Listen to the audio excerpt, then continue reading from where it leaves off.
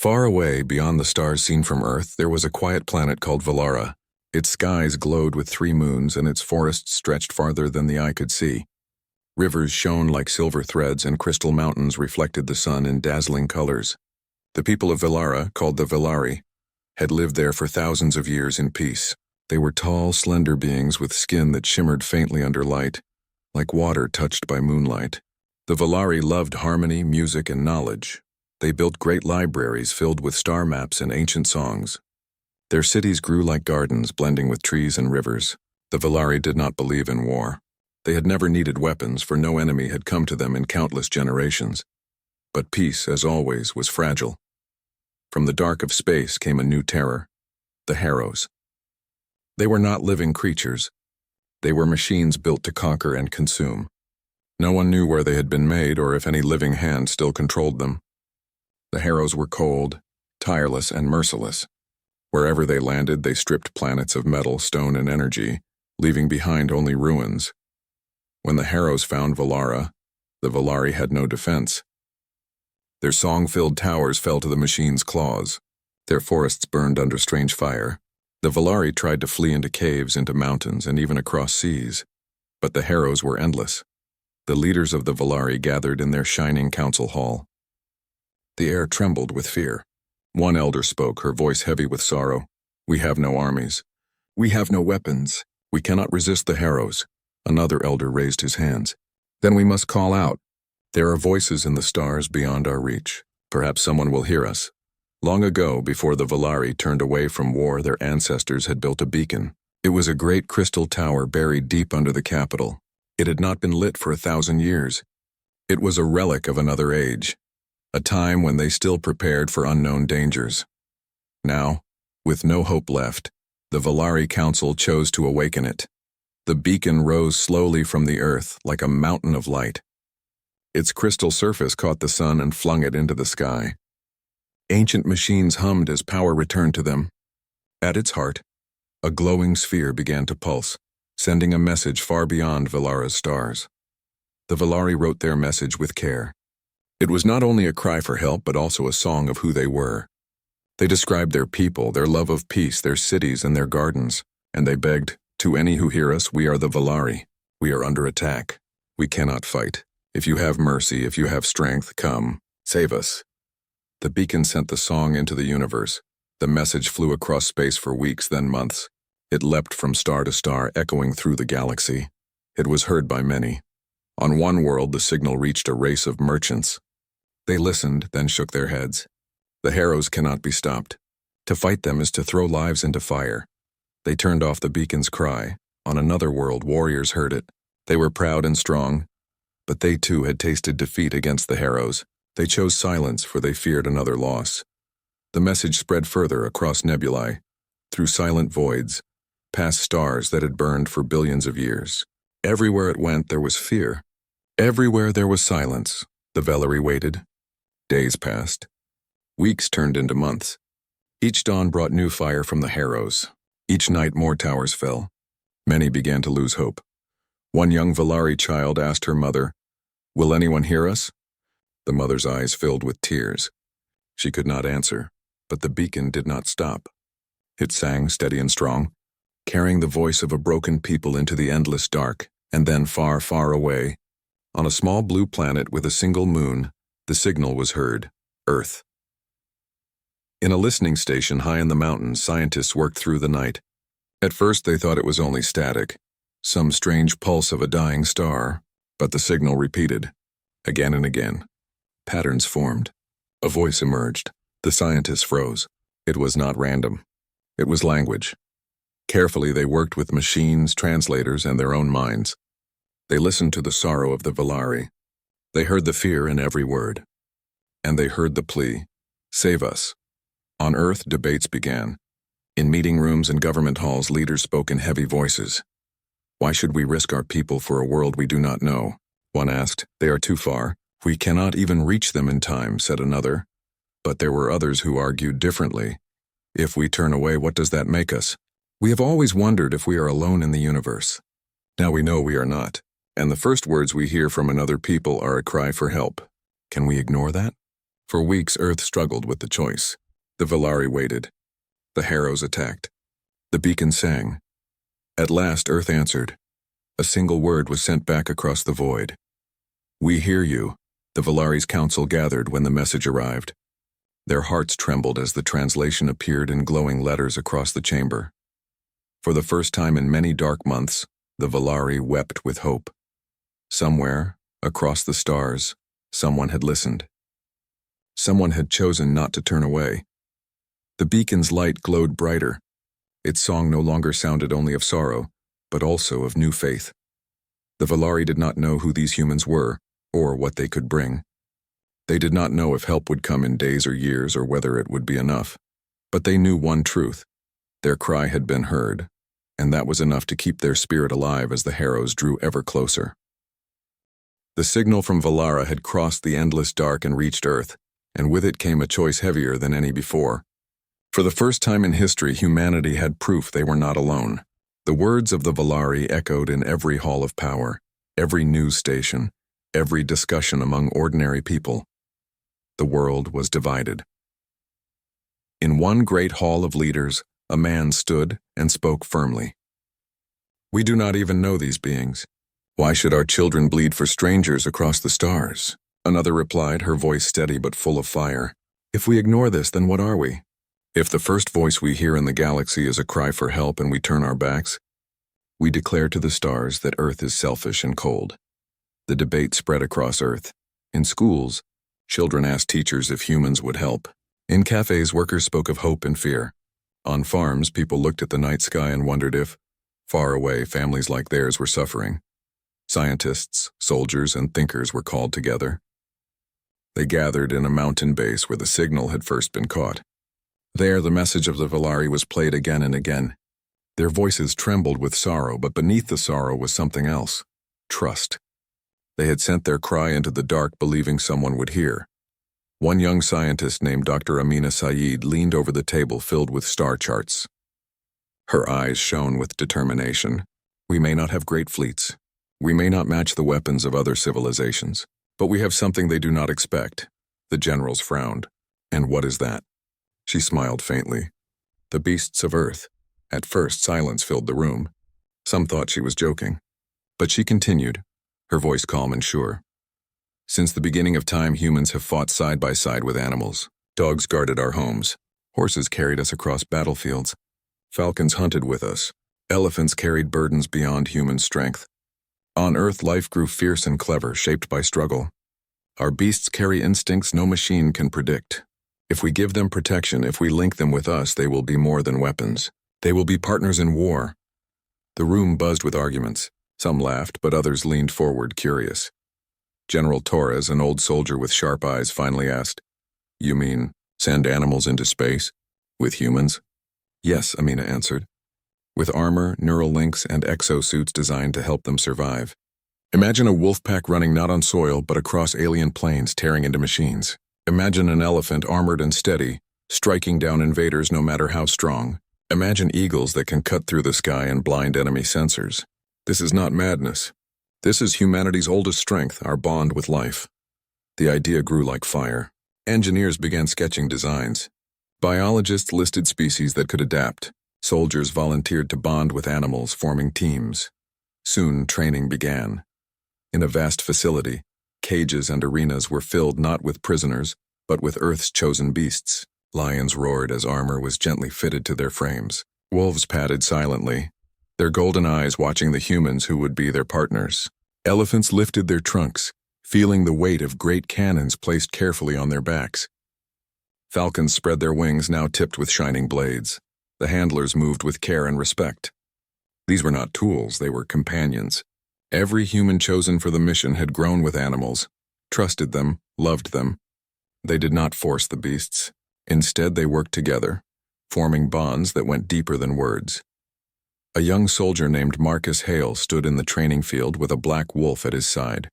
The wolf's name was Shadow, its eyes glowing faintly under the helmet fitted to its head. Marcus knelt and placed his hand on the wolf's fur. "Are you ready, old friend?" he whispered. Shadow licked his hand and gave a low growl, not of anger, but of readiness. Man and beast united. Nearby, Dr. Amina watched the training. She smiled as lions learned to leap through fire drills, their armored suits glowing with energy. Elephants tested their strength against steel blocks, breaking them with thunderous strikes. Falcons soared through tunnels filled with smoke and light, navigating with perfect instinct where machines stumbled. For the first time, humanity felt hope. They could not match the heroes with cold machines, but they could bring something no other race had dared. Living force wild and unpredictable bonded with human courage. Weeks passed. Ships were prepared. Great carriers were built to hold not only humans but their animal allies. Each carrier was fitted with living quarters where beasts could rest and eat, alongside the humans who cared for them. The world watched as the first fleet rose into the sky. Families gathered in cities and villages, watching the night as engines roared. Children waved flags, old men and women whispered prayers. And then, one by one, the ships left Earth's atmosphere, shining as they climbed into the stars.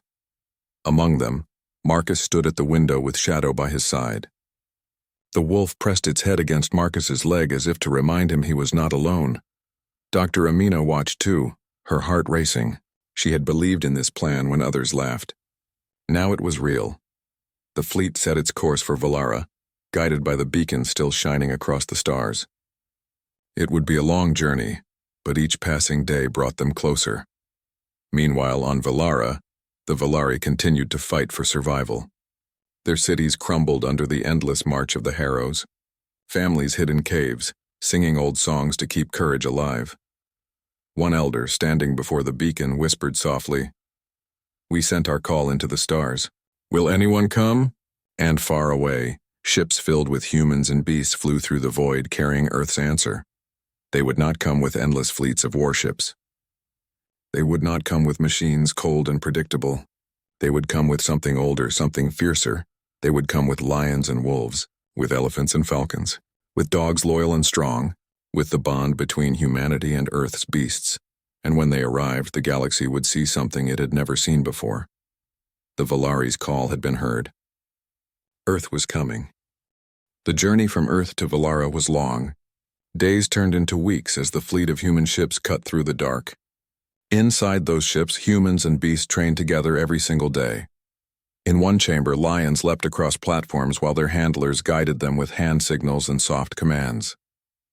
The armor on their backs glowed faintly, carrying small energy fields that could protect them from enemy fire. In another hall, wolves ran through narrow passages, learning how to take down drones designed to copy harrow machines. Their jaws snapped, their paws struck, and they learned to fight as a pack, always moving together. The elephants were the most impressive. They carried massive exosuits built like moving fortresses. With cannons mounted on their sides and shields covering their heads, they moved slowly but with unstoppable strength. The ground shook when they trained, even in the artificial gravity of the ship. Above, falcons and eagles soared in wide arcs, darting through glowing rings and weaving around obstacles faster than any drone. Their sharp eyes could lock on a target from great distances, and their wings, tipped with steel edges, cut through metal.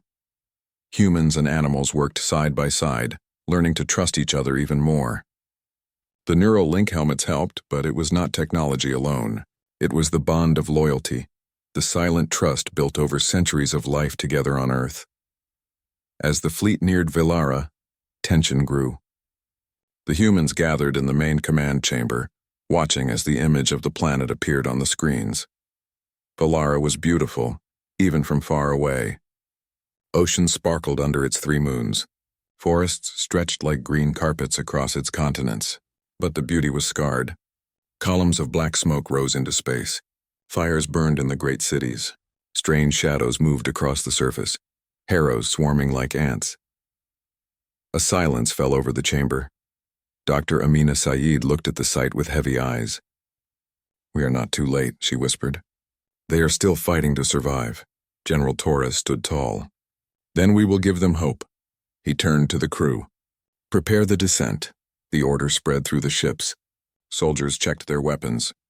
Handlers soothed their animal companions. Armor was tightened, cannons loaded, wings sharpened. Hearts raced, but no one turned back. Marcus Hale stood in the launch bay with Shadow, the black wolf. Shadow's golden eyes gleamed as if he too understood what was about to happen. Marcus knelt beside him, placing his forehead against the wolf's. This is it, friend. We show them who we are. Shadow gave a deep growl of agreement. The Volari saw the ships before they knew what they were. In the capital, where the last defenders struggled to hold back the Harrows, people looked up into the smoke-filled sky. At first, fear struck them. Were these more machines? Another army come to finish what the Harrows had begun? Then the ships slowed. They did not fire upon the city. Instead, they opened their bays, and out of them came something the Volari had never imagined. Humans, smaller than the Volari, but standing tall and proud, marched onto the ruined plains. Their armor gleamed in the light of the burning skies, but beside them walked creatures unlike anything the Volari had ever seen. A great lion roared, the sound echoing across the broken city. Wolves ran with silent grace, eyes sharp as fire. Elephants stepped forward, their armored frames like living mountains. Birds of prey circled above, their wings glinting. The Volari gasped. They brought beasts, one whispered, not machines, not fleets of cold warships. Living beings, said another, their voice trembling with awe. The Harrows reacted quickly. Metallic claws dug into the ground as swarms of machines rushed forward, their red eyes glowing. They opened fire, streams of energy slicing across the battlefield.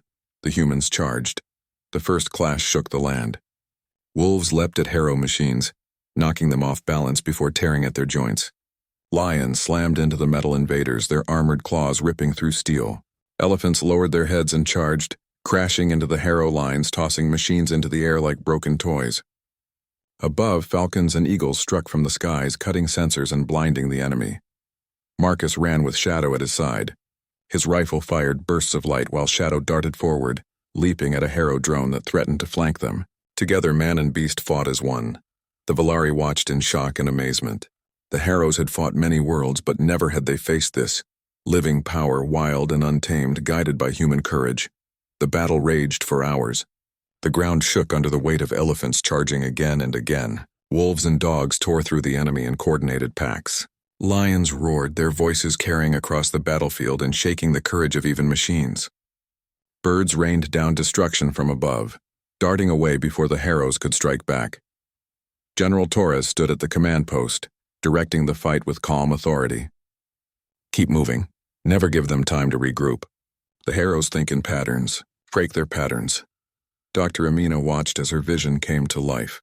The beasts of Earth fought not as weapons, but as living symbols of defiance. This is why humanity is different, she whispered. We fight with our hearts. When at last the Harrows began to retreat from the capital, the Volari could hardly believe their eyes. For the first time since the invasion began, the machines were pushed back. The Volari Council gathered at the steps of their ruined hall as the humans approached. The leader of the council, an elder named Sorel, looked at the newcomers with tears in her eyes. You heard us, she said, her voice breaking. You came, General Torres nodded. We heard, and we will not leave you. The Volari looked at the beasts beside the humans. Wolves panting, lions standing tall, elephants still steady despite the battle. To the Volari they seemed almost mythical, as if legends had stepped out of the stars. One young Volari child ran forward and reached out a trembling hand toward a great lion. The lion bent its head slightly, allowing the child to touch its mane. The child's face lit with wonder. The council elder whispered, You did not bring only soldiers. You brought life itself. That night, for the first time in many months, the Volari sang again. Their voices rose in the ruined city, carrying notes of hope. Humans listened, touched by the beauty of the alien song. Animals lay beside their handlers, resting after the battle, their eyes still watchful but calm. The Harrows were not defeated. They would return stronger than before. But the Volari were no longer alone, and across the stars, for the first time in history, two worlds stood side by side. Humanity had arrived not as conquerors, not as cold machines, but as allies carrying the fierce heart of Earth. The war for Valara was only beginning, but hope had returned. The morning sun rose over Valara, casting long golden light across the battle-scarred land. The Harrows had not given up, but the humans and their beasts had learned their patterns, their movements, and their weaknesses. For the first time, the alien machines were being fought on terms they could not calculate. General Torres stood on a hill overlooking the battlefield. Beside him were Dr. Amina Said, Marcus Hale, and the beasts they had trained with for months. Wolves patted at their feet, lions rested nearby, elephants trumpeted softly, and falcons perched silently, eyes scanning the horizon. "Today," Torres said quietly, "we finish this." The Harrows advanced once more, their numbers immense. They had rebuilt from the previous battles, larger and more powerful than before, but the humans and their beasts were ready. The Volari, watching from the ruins of their capital, felt a mixture of fear and hope. "Remember," whispered Dr. Amina to the teams, "they cannot predict instinct. They cannot calculate loyalty. Use your bond with your animals. Trust each other." Marcus knelt beside Shadow. "This is it, old friend. Let's show them what we are made of." The wolf licked his hand, eyes blazing with understanding. From the distant skies, falcons and eagles swooped down, striking first. Their sharp wings cut through sensors, blinding key Harrow units. Elephants charged, their armored bodies like unstoppable walls, scattering groups of machines. Lions and wolves tore through the ranks, striking with precision and teamwork that no machine could anticipate. The humans were everywhere, not just as fighters, but as leaders of their living armies. They moved with strategy, guiding their beasts while trusting them to act with instinct. The battlefield became a symphony of life, steel, and courage. A massive Harrow engine approached, the largest yet. Its red eyes glowed like twin suns.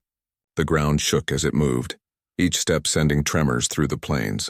Smaller machines spread around it, ready to protect their leader at any cost. General Torres addressed his team.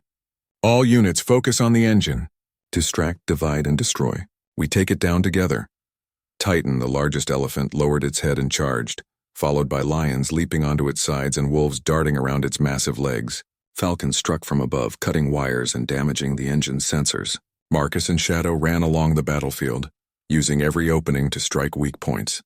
The colossal machine swung its massive arms, trying to crush anything in reach, but the coordination of humans and beasts was flawless. Wolves dodged, leapt, and struck. Lions clawed and tore at the engine's vulnerable areas. Elephants rumbled forward, smashing smaller machines out of the way. Falcons dove in again and again, blinding sensors and confusing the machine.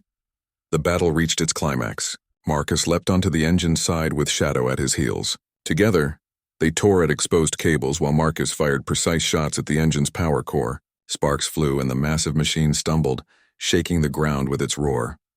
Titan slammed into the engine with full force, sending it crashing into the plains. Lions pounced on its back, claws sinking into armored plating. Wolves surrounded its legs, biting and pulling at any weak points. Falcons repeatedly struck from above, creating openings for humans to attack. The massive engine toppled, crashing into the ground with a deafening roar. The remaining Harrow machines faltered, unsure of how to respond without their leader. The humans pressed their advantage, and one by one the enemy machines were destroyed or driven into retreat. The battlefield fell silent. Smoke rose into the sky, and the ground was littered with the remnants of the invaders. Humans panted, covered in dust and sweat. Wolves licked the faces of their handlers. Lions roared in victory. Elephants trumpeted triumphantly. Falcons perched quietly, wings folded, their eyes still alert. The Volari slowly emerged from hiding. Tears ran down their faces as they looked upon the humans and their beasts. The city may have been damaged, the forests burned, but the Harrows had been defeated. Elder Sorrel approached General Torres, her hands trembling. You saved us," she said. "Not just with weapons, but with life itself. Your courage, your bond with your world, it has changed everything." Torres bowed his head. "We fight for what is right. We fight to protect life. That is the strength of humanity. We did not come alone. We brought what is wild, what is loyal, what cannot be calculated. That is why we won." Dr. Amina stepped forward. "The Harrows may return someday. They are machines of destruction, and they will adapt, but they will never forget today. They will never forget life itself. Humanity fights with the power of its world, and no machine can match that." Children ran to the humans and their beasts, touching lions' manes, leaning against elephants, letting wolves sniff their hands. The Volari learned from the humans and their animals, watching as cooperation, respect, and trust created a bond stronger than fear. Marcus knelt among the children, letting Shadow sit beside him. He whispered, "We did it, friend. We showed them what we can do when we fight together." Shadow licked his hand as if agreeing. Word of the victory spread across Valara and beyond. The Harrows had been defeated, not by sheer power but by ingenuity, courage, and the bond between humans and life itself. Other civilizations began to take notice, realizing that humans were not the most advanced, nor the strongest, but they were unpredictable, loyal, and courageous beyond measure. The Valari rebuilt slowly, inspired by their new allies.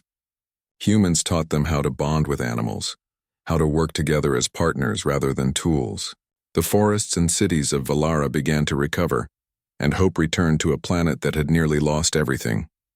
Elder Sorel addressed the people, her voice ringing with pride. Remember this day. Remember who came when we were alone. The humans showed us that courage and loyalty are stronger than fear, that life itself is a weapon no machine can overcome. Let this lesson live forever. The humans prepared to return to Earth, but not before leaving a small force behind to help rebuild and train with the Valari. Elephants and lions, wolves and falcons, all remained bonded with new friends, teaching Valari how to fight alongside living partners. Marcus and Shadow stood on the plains, looking at the recovering cities. We'll come back if needed, Marcus said. But today Valara is safe. That is enough. Shadow growled softly, nuzzling him. Dr. Amina looked up at the sky. The galaxy will remember today. Not because we have the strongest weapons, but because we fight with our hearts, with life itself. That is the power of humanity. As the fleet departed Valara, the Valari watched with tears of gratitude. The sky was bright, and the land, though scarred, was filled with hope. Across the stars, whispers spread from planet to planet. Earth answered when no one else dared. Earth fights with courage, with loyalty, with life itself. And when humanity answers a call for help, no one is left behind. The Harrows would return someday, perhaps. But now they knew the truth. Humans were not easily defeated. They fought not only with weapons, but with heart, mind, and every living ally at their side. And that truth would echo across the stars for generations to come. The sun rose over Valara, casting long shadows across the battle-scarred plains. The smell of smoke and scorched metal hung in the air. The Harrows were regrouping. Their machines had retreated from the city, but they were not defeated. Instead, they began to pour across the landscape in even greater numbers, their glowing red eyes scanning for weaknesses. Human commanders gathered in the command ship hovering above the plains. General Torres stood at the center, pointing to the display of Harrow formations. They think they can overwhelm us with numbers. They cannot predict the wild. They cannot calculate loyalty, courage, or instinct. Dr. Amina Saeed adjusted her glasses, watching the neural link monitors. The beasts respond faster than we imagined. Wolves anticipate movement. Elephants hold formation even under fire. Falcons are precise in ways no drone could match. This is our advantage. Across the land, humans and animals prepared for the battle that would decide Valara's fate. The Harrows arrived like a wave of darkness. Steel and fire stretched across the horizon. Machines of every shape and size poured onto the plains, claws digging into the soil. The ground trembled beneath the march of the mechanical army. But the humans and their beasts were ready. Lions roared, shaking the air with their strength. Wolves crouched low, tails twitching, eyes glowing under the helmets that enhanced their senses. Elephants raised their armored heads and trumpeted a challenge that echoed across the battlefield. Falcons and eagles circled high above, ready to strike. Marcus Hale led Shadow toward a cluster of Harrow scouts. "Go," he whispered. Shadow leapt forward, moving like liquid through enemy lines. He struck first, biting into the joints of a machine and flipping it onto the ground.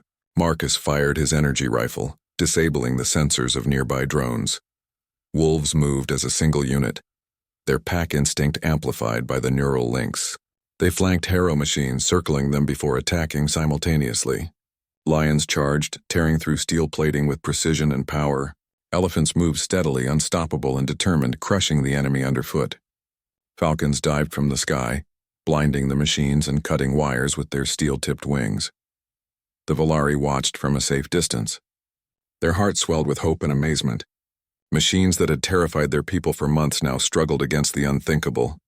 "Humans fight with life itself," whispered a young Valari woman. "Not only with weapons, but with courage and bonds we do not understand." The council elder Sorel nodded solemnly. "They bring the strength of their world, the wild and the free. This is why they came. This is why they answered our call."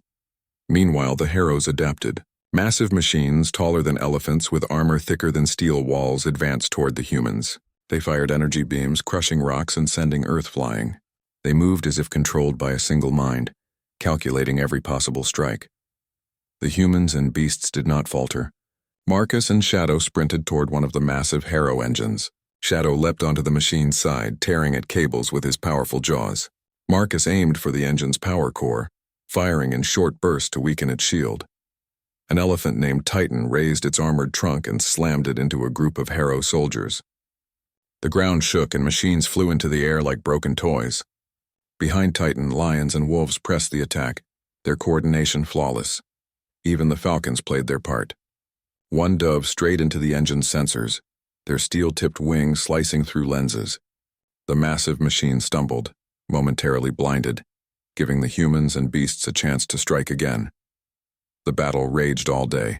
Heat, smoke, and the smell of scorched metal filled the plains. The Harrows had underestimated life itself, the unpredictable, untamable power of living creatures. No algorithm could predict a wolf pack's sudden flank or an elephant's charging rhythm. Dr. Amina monitored the neural links, her face tense. We are doing well, but we cannot underestimate them. A single misstep could turn the tide. General Torres shouted commands through the comm system. Hold the line. Move with your partners. Protect each other. Do not give them an opening. Every team worked together. Humans guided the beasts, but trusted them to act with their instincts. Wolves darted forward, lions lunged with precision. Elephants moved with unstoppable force, and birds of prey struck with perfect timing. The Valari, hiding in ruins, began to sing. It was a song of courage, of hope, of survival. The humans could hear it faintly through communication devices. The music gave them strength, reminding them that they fought not only for victory but to save lives, to protect an innocent world. As the sun began to set, a colossal Harrow engine appeared. It was bigger than any machine they had faced, its limbs armed with massive blades and cannons. Its glowing red eyes scanned the battlefield, searching for the strongest threat. Target the big one, General Torres ordered. All units, focus fire. Take it down.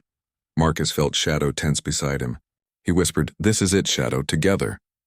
The wolf growled softly, ears back, ready to strike. Titan, the elephant, lowered its head and prepared for the charge. The lions gathered, muscles coiled. Falcons circled high, eyes fixed on the engine. The battle for the heart of Valara had begun. The colossal machine advanced, firing beams that shattered rocks and trees. Wolves dodged with incredible speed, leaping onto its sides to tear at exposed joints. Lions attacked with strength, but the machine's armor held. Falcons dived from above, slicing sensors. Elephants smashed through smaller machines, clearing the path for humans to aim at weak points. The fight was fierce. The colossal Harrow was relentless, but so were the humans and their beasts. Every strike counted. Every movement was calculated yet guided by instinct. Marcus leapt onto the machine's side with Shadow. Together they found a vulnerable spot, a glowing panel near the engine. Marcus fired his rifle while Shadow bit at cables, sparks flying. The machine roared, trying to shake them off, but they held fast. Titan rammed into the engine, causing it to stumble. Lions jumped onto its back, their claws finding purchase on armor. Falcons dove, blinding sensors making the machine stagger. Finally, with a thunderous roar, the colossal Harrow engine fell. Sparks flew, metal bent, and the ground shook with the impact. The remaining machines paused, as if uncertain without their leader. The humans and beasts pressed forward, pushing the enemy into retreat. Wolves and lions chased them. Falcons disrupted their formations. Elephants cleared the path. The Harrows had never faced life like this. Unpredictable, loyal, unstoppable. The Valari could hardly believe their eyes. They stepped out of hiding, their hearts swelling with hope.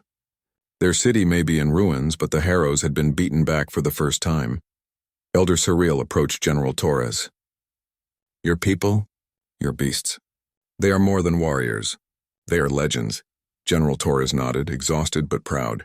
We fight with what we have, with courage, with life. That is enough to face anything. Dr. Amina added softly. The Harrows may return, but now they know they cannot predict us. They cannot calculate loyalty or courage or instinct. They will never underestimate life again.